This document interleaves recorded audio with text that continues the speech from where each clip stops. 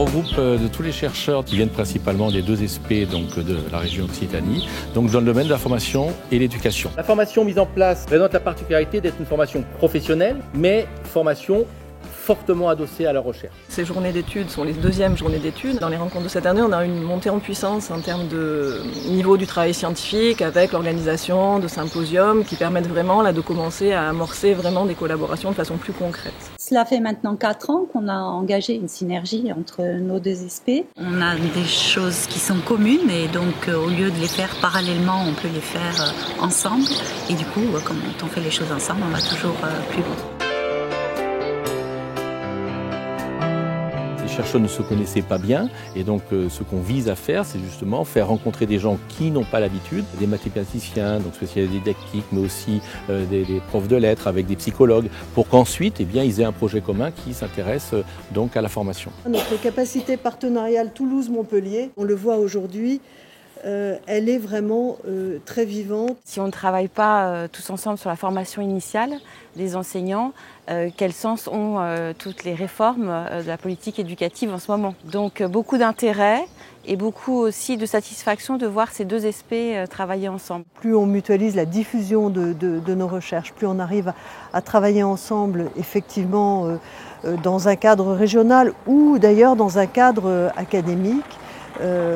Plus on arrivera à provoquer des évolutions importantes pour nos systèmes éducatifs. Ce colloque reflète également la politique qui est engagée au niveau des 2 communes de la région Occitanie pour travailler ensemble sur des sujets de périmètre régional. La région est très présente sur l'enseignement supérieur et la recherche puisque globalement nous mettons par an 100 millions d'euros sur la région Occitanie. Plus sur la recherche que sur l'enseignement. Et ici, nous sommes sur un colloque recherche. Un exemple, c'est les allocations de recherche. Il y en avait du côté de Midi-Pyrénées, il n'y en avait pas du côté Languedoc-Roussillon.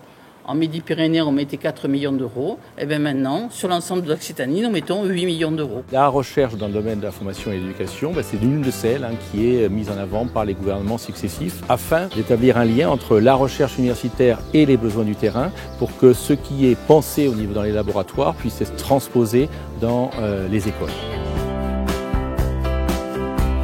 Il peut s'agir dans certains cas de mettre en synergie sur des projets communs des équipes qui vont arriver et qui vont s'emparer de certaines questions avec des regards différents, par exemple dans des recherches sur le développement d'esprit critique, de l'argumentation des élèves. On peut croiser des approches de sciences du langage, des approches de didactique, des approches de type éducation art. Cette dynamique, nous, on a décidé de la fortifier depuis plusieurs années.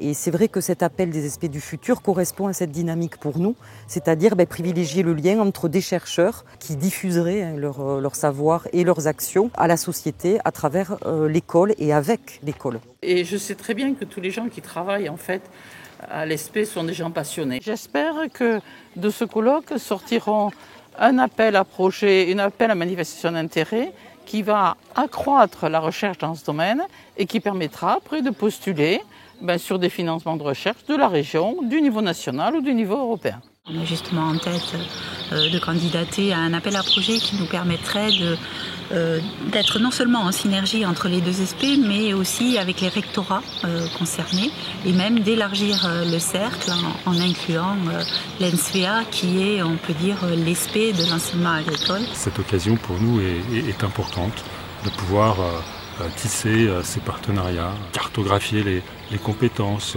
identifier nos interlocuteurs pour pouvoir répondre plus facilement et plus vite quand les appels à projets seront publiés.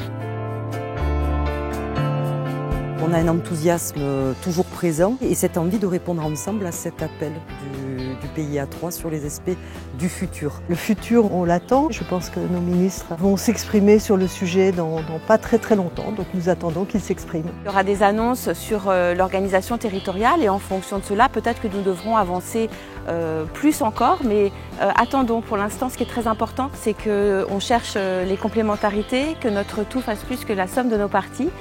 Pour la suite, je dirais prochain épisode, rendez-vous au prochain épisode.